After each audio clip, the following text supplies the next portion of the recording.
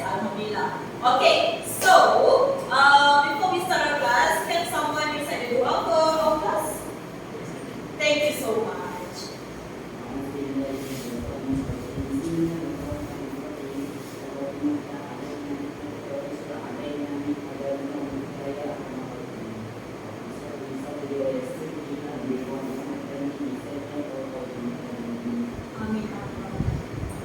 Okay guys, so today I'm going to start our class with a video. What kind of video? We will watch it together, okay? Please pay attention to this video because it's very interesting.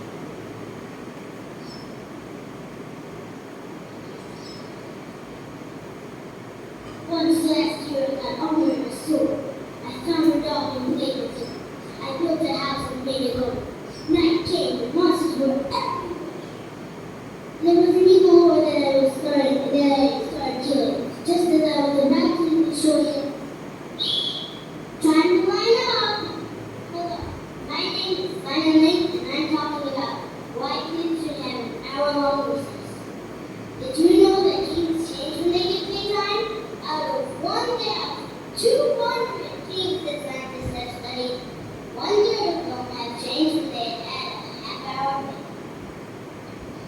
Since the 1800s, research shows that you learn better and faster having playtime. Work that has breaks is more effective than work with long stretches. Some colleagues visited a school that had no recess. They asked them to have recess twice a week so that they could watch them, see what they were like. They were more focused and less fidgety on days when they had stress impacts on learning and health.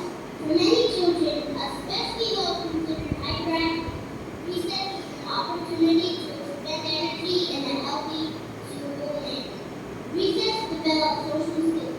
Recess may be the only time of the day when children have an opportunity to experience socialization and real communication.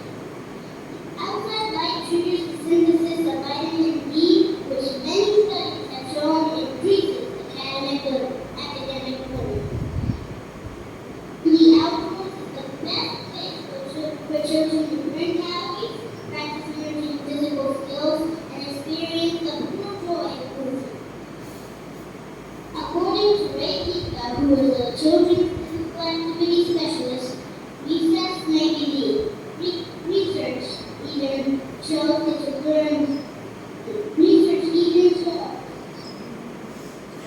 that when having physical activity at school, you usually have more physical activity at home, and children who don't have the opportunity to be physically active during the school day don't compensate during the after-school hours. Running around helps the brain. Thanks to advances in brain research, we know that most of the brain is activated during physical activity, much more so than being a couch potato. Now, stand up and pretend on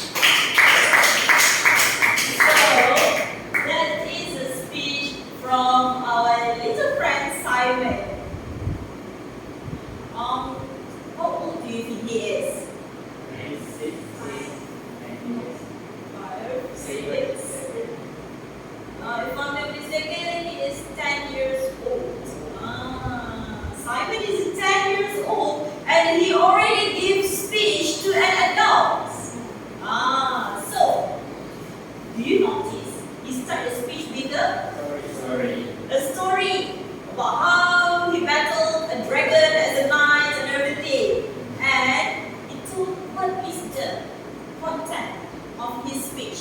Who can answer me? Yes.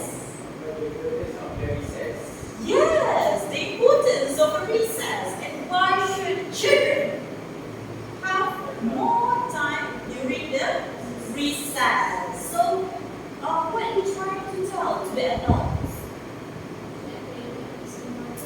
Yes, that time is important. And why do you think?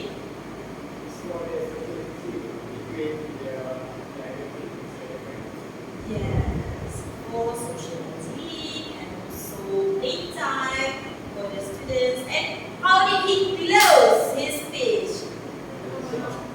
Good job, right? So cute. It's an activity. So we can see he did a very great, even though he's a very small child in front of a very big audience, but he managed to do it even though I see that he's quite nervous, right? But he did a very good job. He opened his speech with a story, or we call it as AGO, attention getting opener. He caught the audience attention by using AGO, which is telling his personal stories, and also he introduced what are we going to tell that day. Then he closed with the MCR, or we call it as memorable concluding remarks. Yes, that is how you're going to do your speech actually. Because when you are giving speech, you're trying to get the audience attention, and at the same time, you don't want the audience to get boring. So you close it with a bang, which is MCR, memorable concluding remarks. But do you notice? Is it informative speech?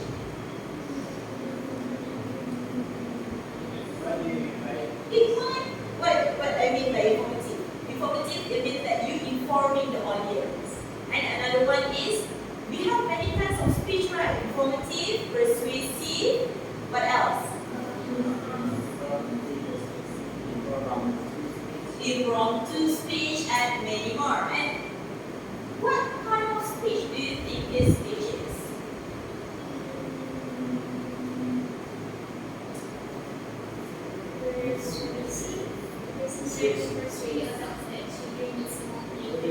Yes, thank you, Alia. Yes, he is giving persuasive speech because he persuading the adults to give their children more time, more recess time, more play time, so that they can be active. So that is what we're going to learn today, which is persuasive. You have learned before informative, right? Informing, telling people what you're trying to say. But this time, you're going to influence people by giving a speech. Did you notice where did usually you notice the persuasive speech or persuasiveness that you found in your daily life? I see, when you try to ask money from your parents. How about you? Maria?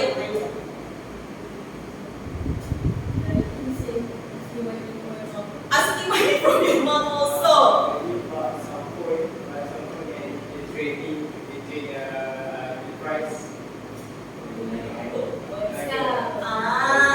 Haggling. I see. Yes, actually it happens in our daily life because we try to persuade. You negotiate with your lecturer about when you need to submit the assignment. Right. And then you persuade your lecturers about maybe we can postpone this to this and this. That is actually persuasiveness.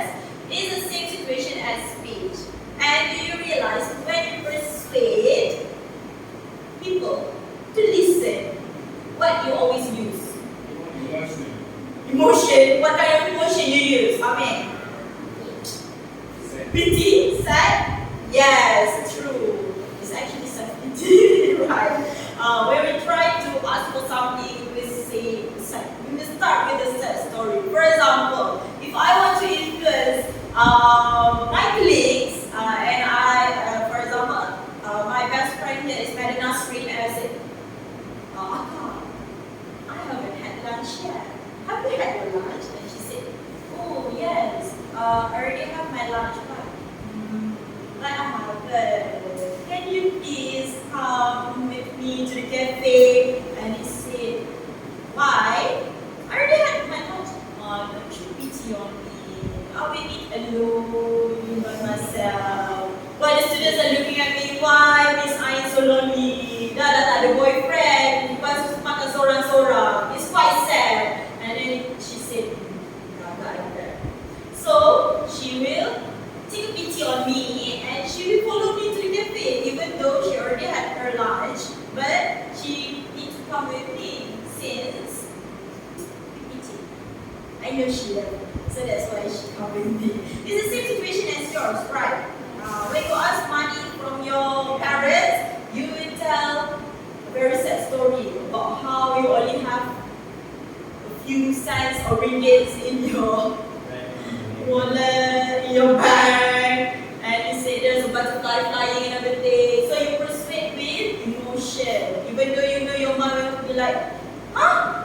Dah habis duit, kau kena bagi duit lepas. I think it usually sounds like that, right? But it means, kasihan ke dekat anak mama yang kat sini. So it is the same situation as the speech. You play with emotion, especially when you have audience that's quite big. You need to know how to conquer your audience by using these tips that might help you when you are giving your persuasive speech. We will start with my slides. This way, second. The power of persuasion.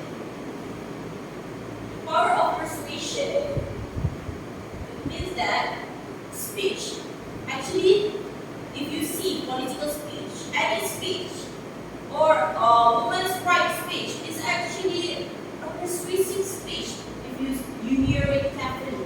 Because they try to influence you in any ways for you to believe what they believe too. So, persuasion can be found in all kinds of texts, speech, even advertisement. If you notice, when you are using TikTok, you will see there's a lot of review about the products that you think you don't need, but suddenly you think you need it in your life. Tiba. Right? True or wrong? Yeah. True, right? So, it is a propaganda, opinion column. So persuasion is an evidence that in our everyday social life, we use persuasion.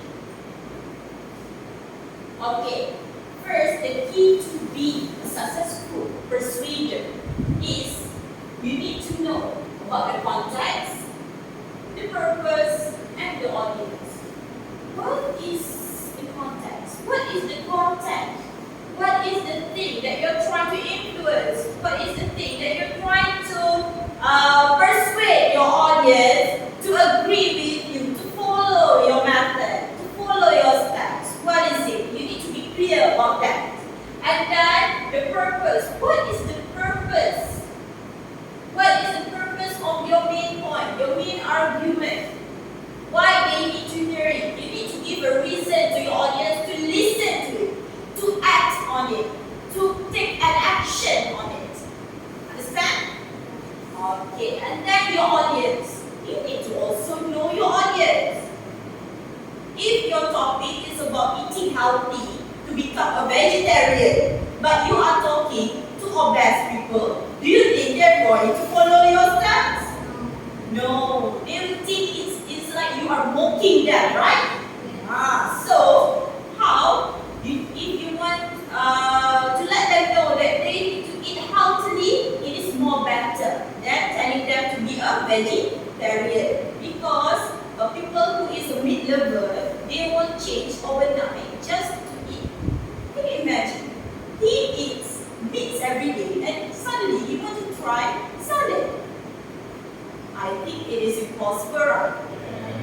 So it's the same situation. You need to influence your audience by knowing their gender, their socio-economics, or their background. It's easier, their background. So that you can attack them, not attack. It's like you can influence them by make it personal, by making it near to their situation, so that you can influence them. Okay, there are three modes of persuasion, which is logos, ethos, and pathos. Have you ever heard about this? No? Hiyo?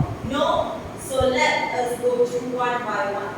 Logos is the Greek word for word, reason, or plan. That's why it has brain icons over there. Okay? So, logos is an argument based on facts, evidence, and reason. When you are trying to give a speech to people, for example, you are trying to give a speech about eating healthily, and you said that you need to eat vegetable, because if you didn't eat vegetable, you will die one day. And you think people will follow you? No, right? It's impossible. But if you say 80% of people who live healthily until 50 eats vegetable as one of their meals. So people say, ooh, so people who live more than 50 years, they need to eat vegetables. They need to eat vegetables in their meals. So do you see what I'm including in my speech? Which is, I put some facts, right? Some facts and statistics. It is a technique because people will trust numbers more than words. True or not? Yes. Yes. Even you yourself, you trust numbers more, right? Okay. Facts and statistics. When the writer or speaker use evidence from credible research and surveys from facts and statistics, they will know that they will be more likely to believe the author's agreement and everything. And if you use expert opinion, for example, if the one who is giving the speech is a doctor, do you think you will believe what I'm saying about living healthily? I'm a doctor. So of course you will believe me, right? So what if I say I am a farmer? No, not really. Because farmer doesn't have any expertise on people's health, right? But they know gardening and everything, right? So that is the difference, because we trust people who is have a very good and trustworthy background, such as doctor, or we call it as expert opinion. And then formal language. When we talk to people, of course, we need to use a very formal language. Formal or semi-informal. It means that you use a language that people understand. Don't use any slangs or dialects, because sometimes people doesn't understand. And use a very simple words. And triculate. Triculate, it means that when you give examples, try to give not more than 3. Triculate. Try is try. Try is 3. It means that if you want to give example, just give 3 examples. Don't give more, don't give less. For example, I am not a runner, I am not a cyclist, and I am not a sportsman of any kind. So, this person are giving statement that he doesn't play sports by giving 3 statements. Right. So that is the example of triculate. And jargon. Sometimes jargon is subject-specific language. For example, doctor, if he said about cardiovascular and everything, you didn't know what is cardiovascular, right? But the doctor might know. So when you listen, you say, oh, he's an expert. So when you use jargon, and he explains what is that words mean and everything, you will be more trustworthy. Any question? Yes? The dialect. The audience is one way to understand the dialect. Can we use the dialect to influence them? Yes, you may, but you cannot, how I'm going to say it,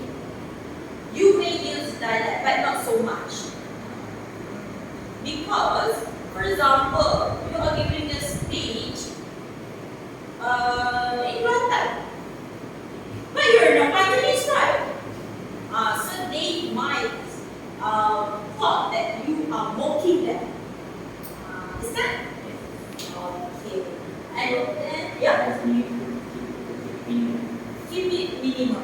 If you want to feel close to them, maybe use some words that is not really offensive to them. Like, set kita jadi macam suddenly, right? They will like, woo, they will like know that you can speak in Kelantan and everything. But you need to go back to the formal language. Next is ethos. Credibility. Or who are you? What is your background? You know, when people listen to us, they want to know who we are. They want to know, why? Why should I listen to you? Because you're trying to persuade people, right? So people need to know, why should I listen to you? Who are you to tell me what I need to do?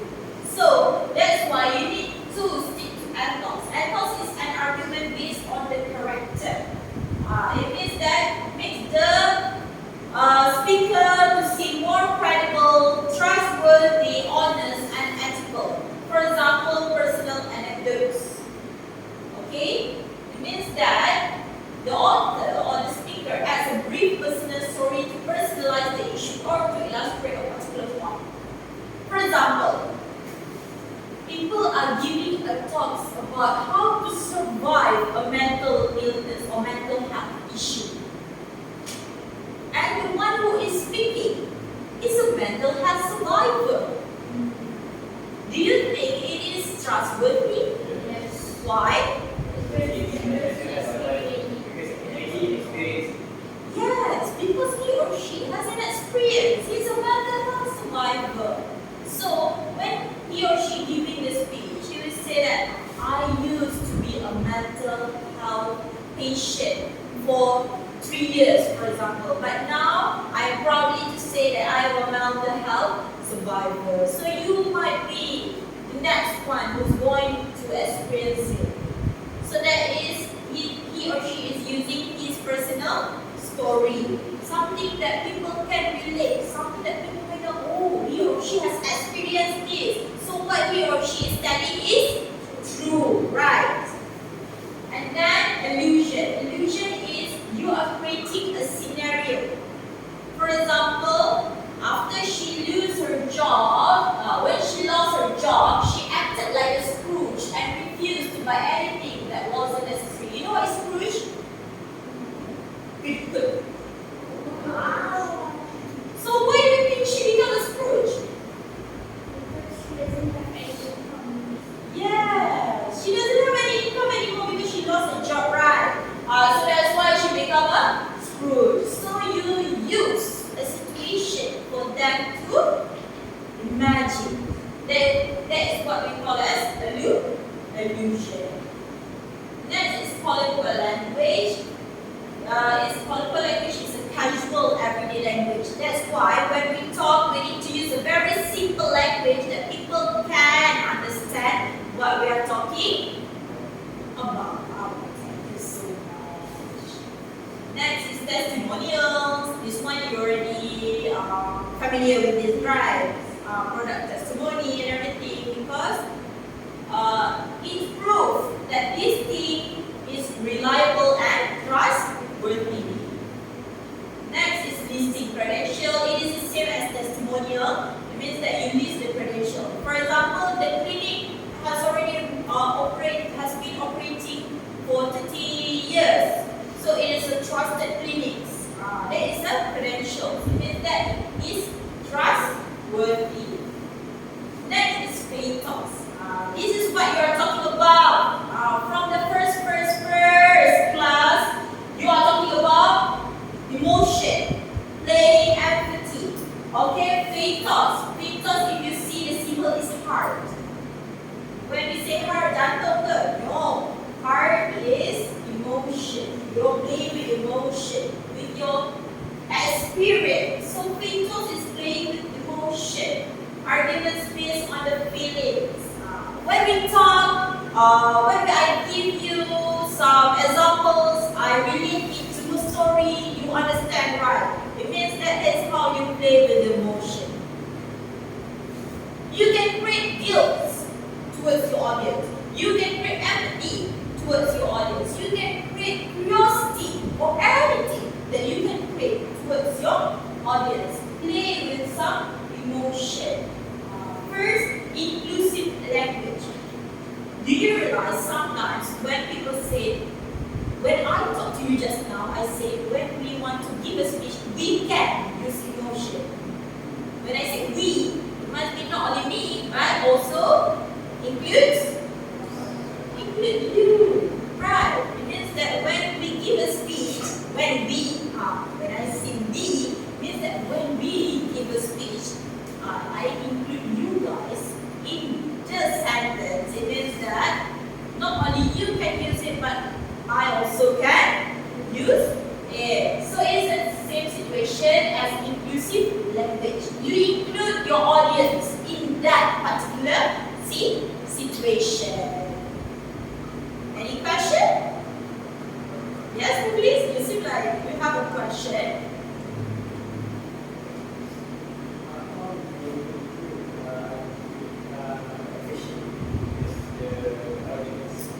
How we can include the audience with us.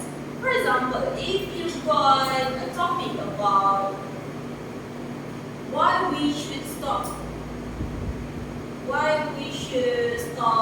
body shaming. The topic is called stop body shaming.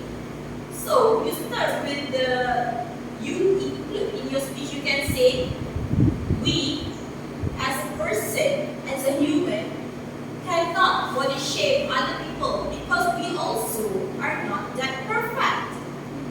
Do you realize I use we because not only me but also you need to realize this, that body shaming is very serious bad manners, right? A serious thing.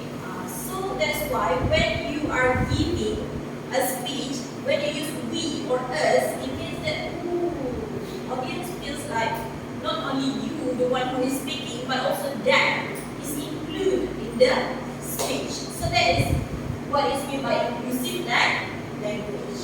Okay? And then direct address. So direct address is when the speaker uses the second person pronoun you. Sometimes even when your teachers or your lecturers is teaching, and do you realize I use you or your? Because not my lecturers, right? It's your lecturers. They say, okay, you can do this. You can start by doing this. You. It means that you, not him or her.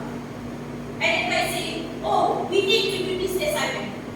Why we? I am the lecturers. I didn't have to do the assignment, right? But you, when I say you have to do the assignment, it means that you are the person who is responsible for the assignment. Okay, so this is a direct address. Like I said, there are 5,000 children around Malaysia who did not receive a very good education, a proper education. So what have you done today to help them? So when I say what you have done, means that not me, but you. What you have done to help them today.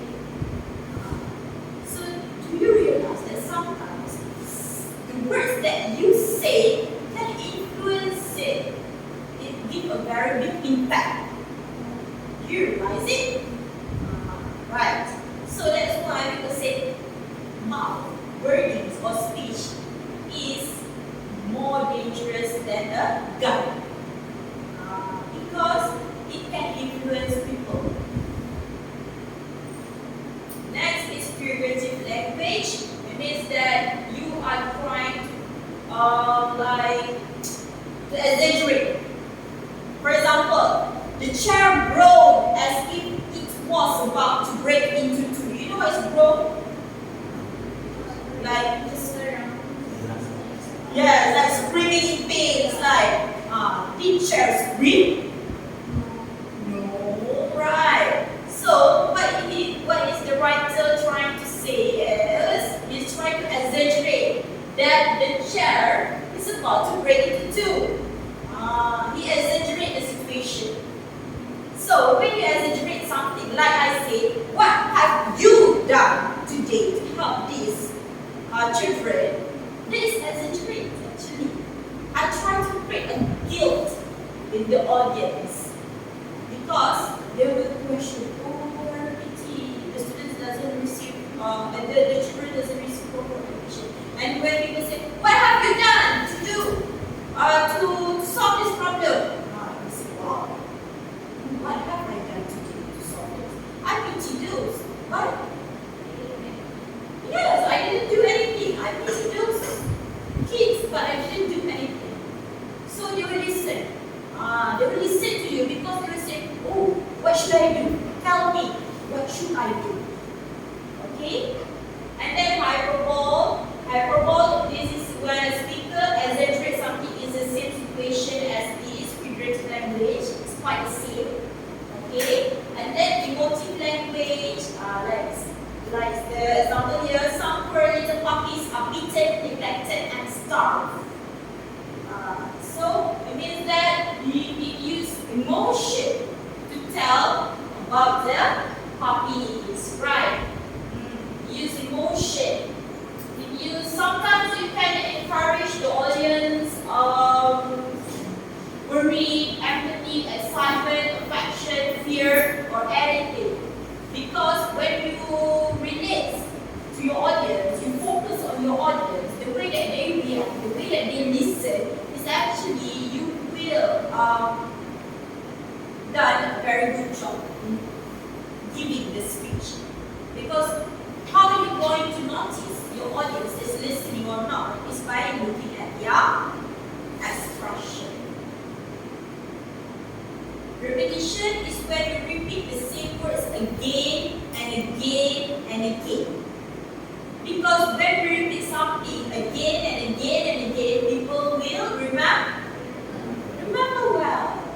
So if you use repetition, people will remember. Next is rhetorical question.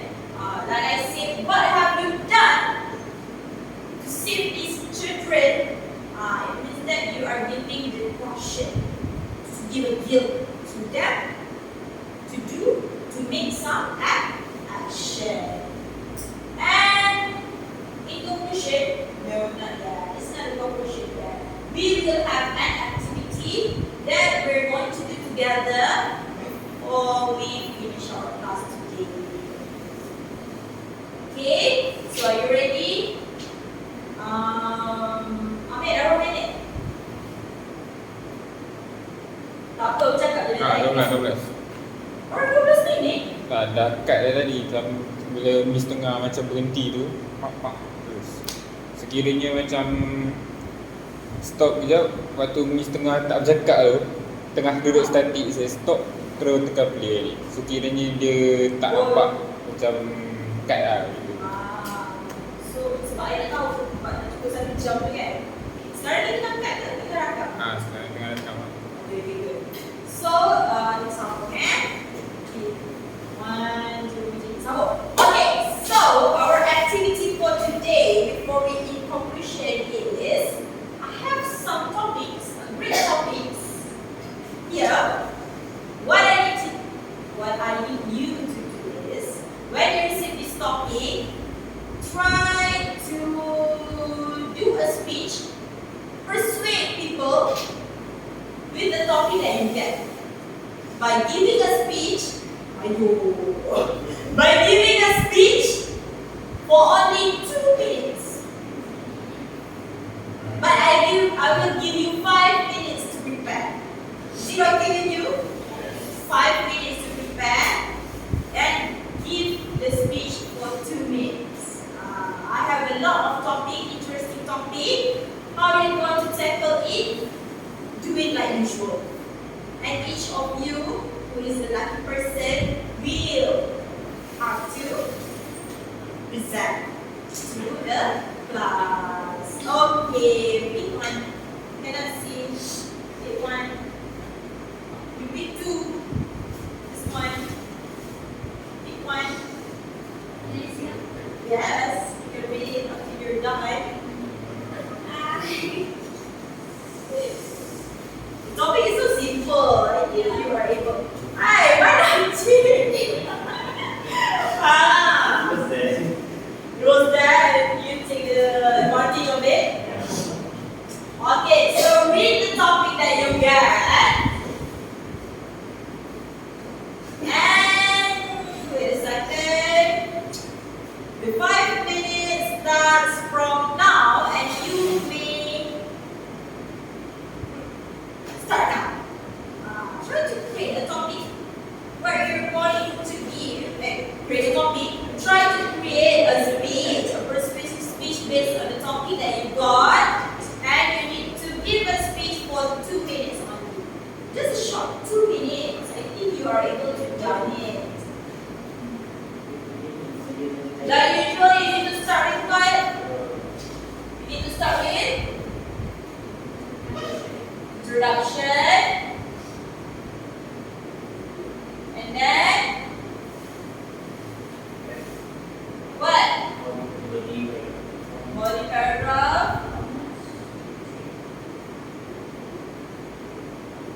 And last but not least is conclusion. For the body paragraph, you can give like 2 or 3 main points up to you. Okay? So try. You got a topic. I see. What topic that you got? Oh, very simple.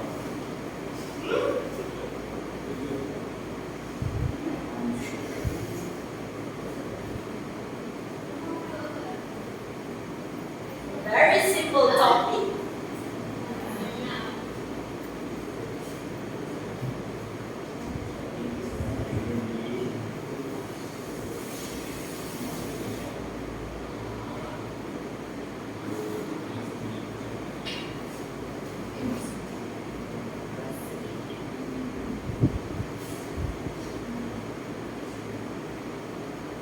If you have anything to ask, you just raise it. Why? You want to change the topic?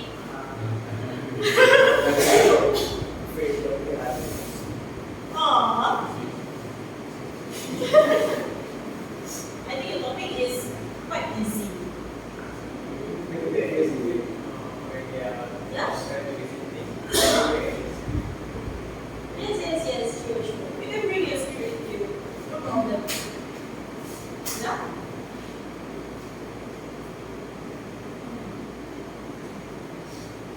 Just a 2-minute speech. I think it won't hurt you in any way. Yes? Excuse me.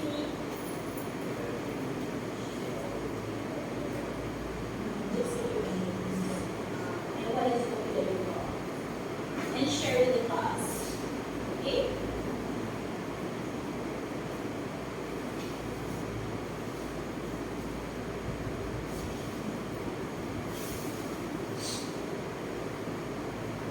This is a simple one. A 2-minute speech, it won't hurt you.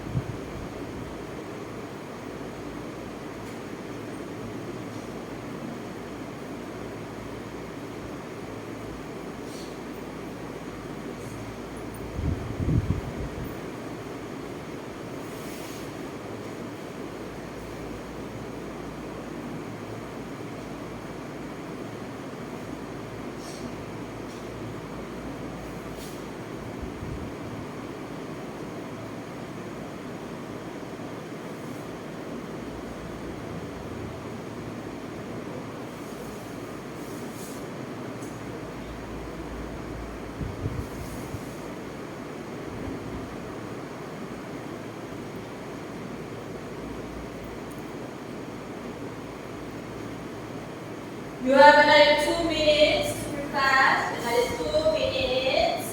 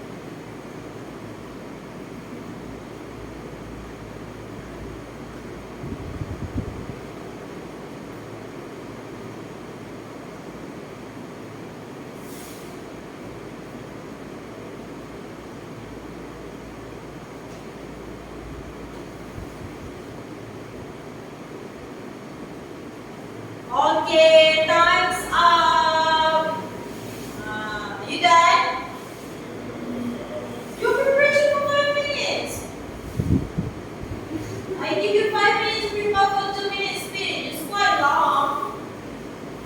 Okay, I will use this thing for a while. Okay. So, who is going to start first? Any volunteers or you want me to pick? You volunteer. Thank you very much. So let's listen for My name is Nurulain. I'm from AM2307014458. Today I'm going to talk to you guys about why drinking water is very, very important in our life. Everyone must know that water is vital to our health and in our life. And fun fact, nobody tries to move from place to place just to sustain their life. Why? Because as you know, like season change and they need water. So usually they will find a place that have river or maybe like waterfall because water is very, very important and it is hard to obtain. Okay, and why water is important? Because it plays a key role in many of our body's functions, such as maintaining body temperature, especially when you have a fever, you need to consume lots of water. And then gaining rate of weight, meaning heat, because if you need, if you want to eat, then you need to drink an adequate amount of water. And how much you should drink must be wondering that. Actually, I've read somewhere before that a person should drink depends on their weight and lifestyles. Basically, if let's say me, I'm 36 kilograms and I have to drink minimum 2 liters of water. But if I play sports like badminton or basketball, then I maybe need to drink more so I can replenish the fluid that I lost from sweat. So I think that water should always be your go-to beverage instead of something sweet like ice blended like goes from Starbucks or maybe of course we need something sweet, but water should be our main beverage always. That's for me. Thank you so much. Okay, Alia, choose the next person that's going to be there. Ani. Okay, let's listen from Ani. Go Ani.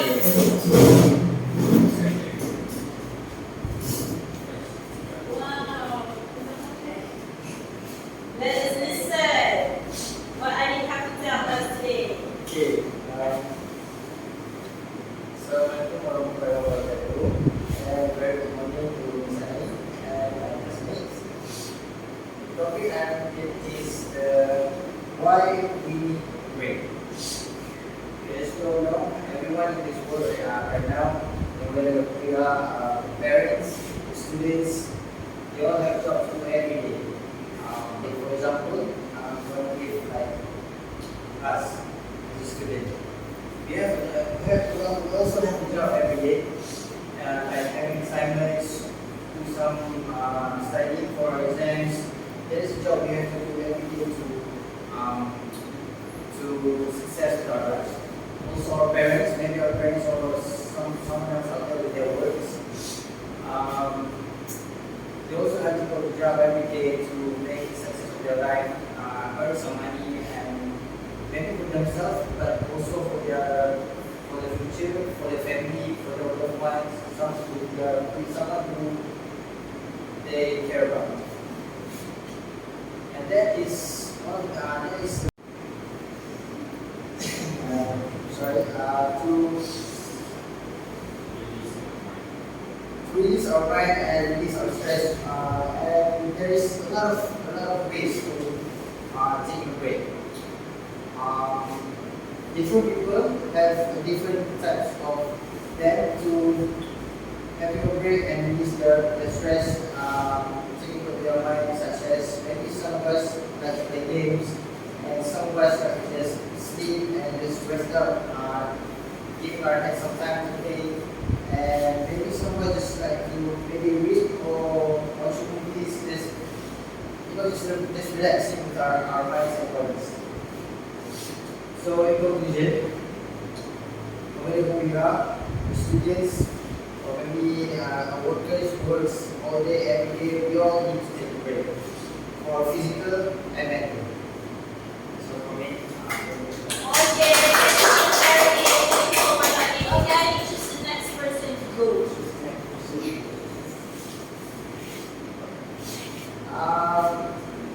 please. Okay, please. It seems like you have a lot to share. Assalamualaikum warahmatullahi wabarakatuh.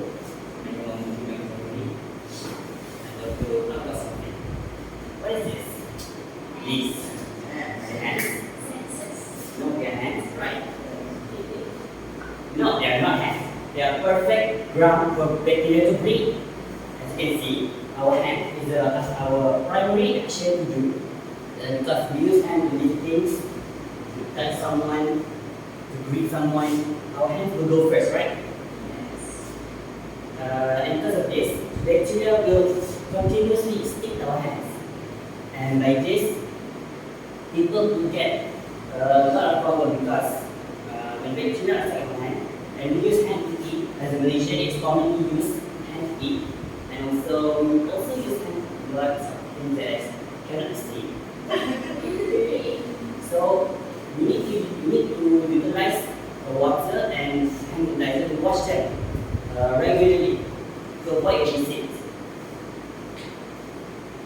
Because studies have shown that when we are washing hands, it can reduce of diarrhea by 28 to 40%. And well, that's not good. That's all. Recently, we have been attacked and we have been burdened by a pandemic, the coronavirus pandemic from 2019. And one of the issue is our hands. Okay, so the government and a lot of people from WHO World Health Organization suggest that we need to wash our hands every time we do something to avoid the coronavirus outbreak to infect more people. In conclusion, when we are washing hands is crucial hygienic action because it is important for us to keep ourselves healthy, to make ourselves happy. Thank you so much. That's very exciting. Yes, people, wash your hands regularly. Okay, next person. Who's going to be? Actually, I have a story about washing hands, you know. One of my colleagues,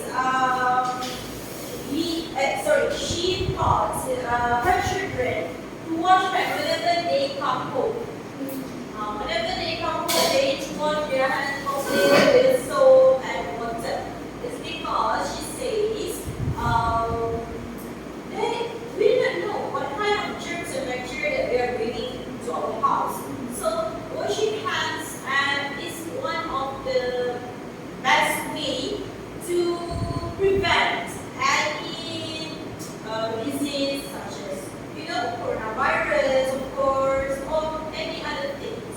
Because she says when the children is at home, they tend to pick something or food and eat without washing their hands. So it's the best way to wash hands first, and we can touch everywhere that they want around the house. So this is very good sharing. Okay, thanks, Najwa.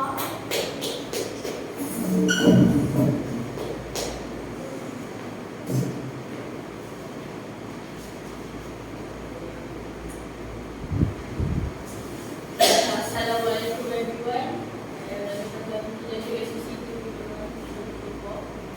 Today, I will be talking about why we should get more sleep. So, as we know, sleep is very important for us as we get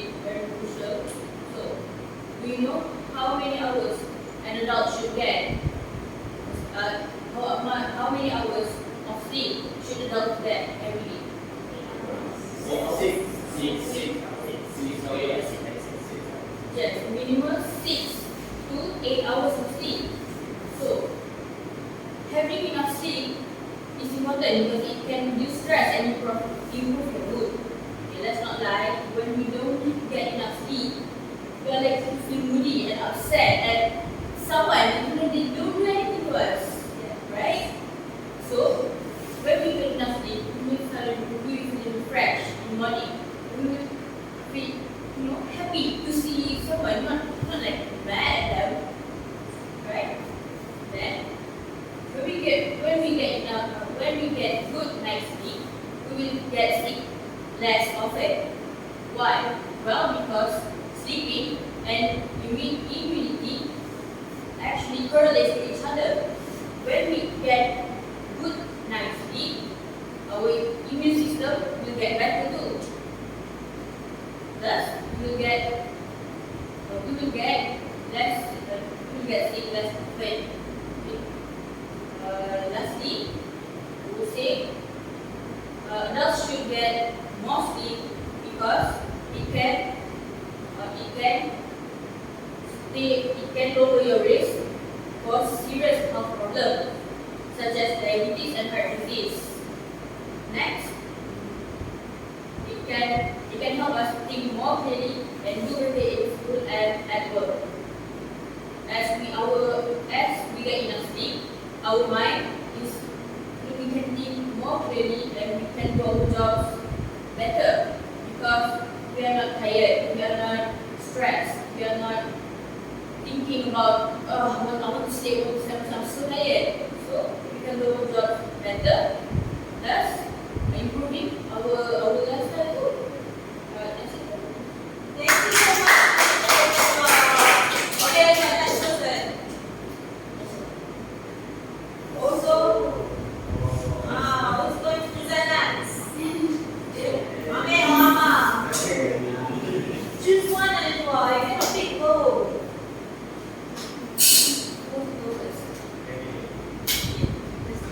Mama first. And last one is Mame. Yeah, let's listen what kind of story that Amma going to do with us.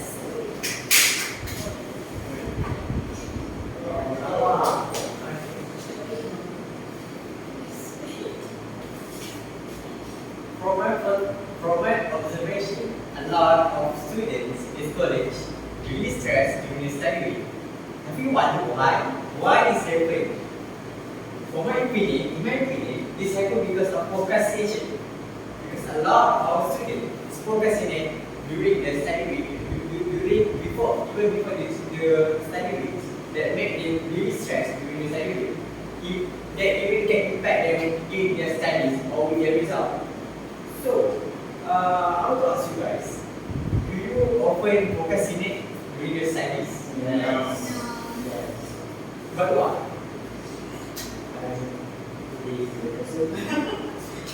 Very honest. Today, I want to tell you guys what is the consequences of procrastinating. So,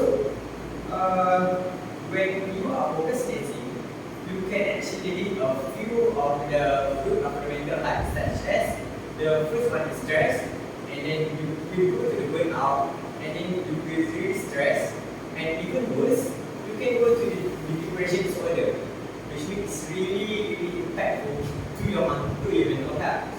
So it's really important for us to take care of our mental health, to organize our studies or our timetables well. For example, I will take me as an example.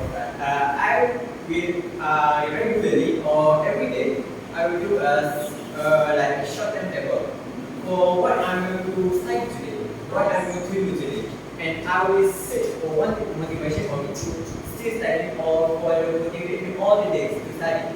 It really helps me a lot because I have more patience and I do not losing my motivation for that day, and I can concentrate during my studies. So, in conclusion, when you are still in your studies, especially your college students, you must actually take care of this thing. Maybe this thing look like really simple to you guys, but it's actually really because can help you in the future. When you are procrastinate, and then what will happen to you? You will just like set for like your price, your result, but it's actually come from your attention before. So to remind you guys, please don't procrastinate.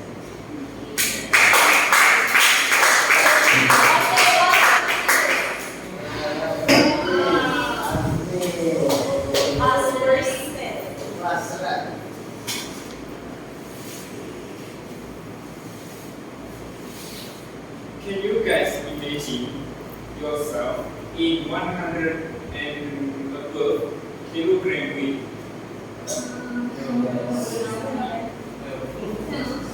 Assalamualaikum, and this is my topic, eating healthy. With eating healthy, we know that we have a food pyramid that will help us to know the portion of the meal and the perfect time for us to eat.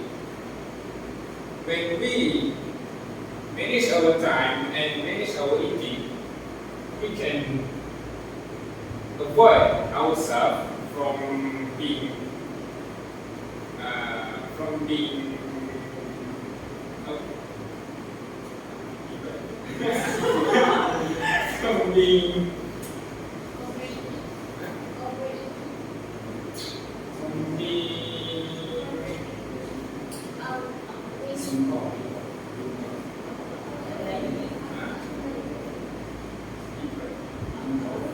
to be involved. Thank you. To be involved in chronic health disease. The chronic health disease that I mean is obesity. It's like what I asked you guys before to imagine yourself. And high cholesterol, high blood pressure, and the worst, heart disease. That can cause that.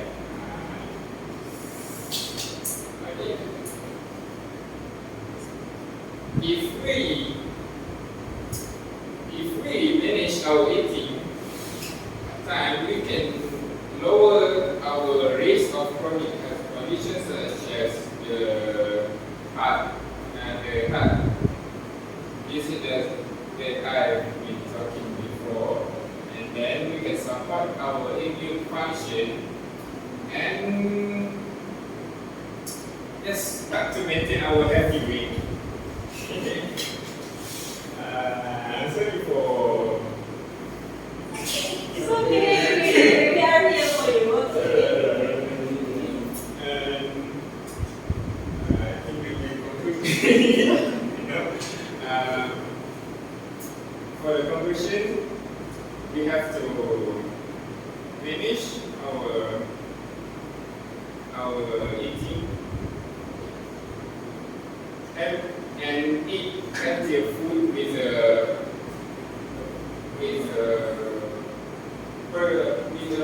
perfect portion that can make our life better. Try your best, okay? Thank you so much for the effort. Okay, so with that, thank you so much for your speech. Some of you done a very good job. Some of you need to fix, need to have improvement. But thank you for the effort. So before I end our class today, can someone please share with the class what they have learned today? Who's going to share? Yes, Amma? Yeah, sure. If you want to share, it's fine. Okay, share what you have learned today.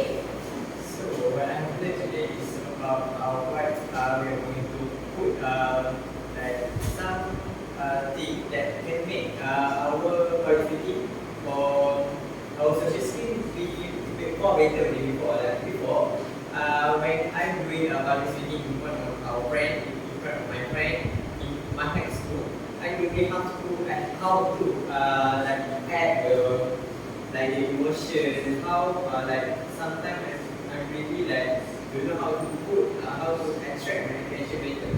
So after I learned what can I do to attract or I can negotiate with the audience, so it makes me more confident and it can make my speech impactful to audience.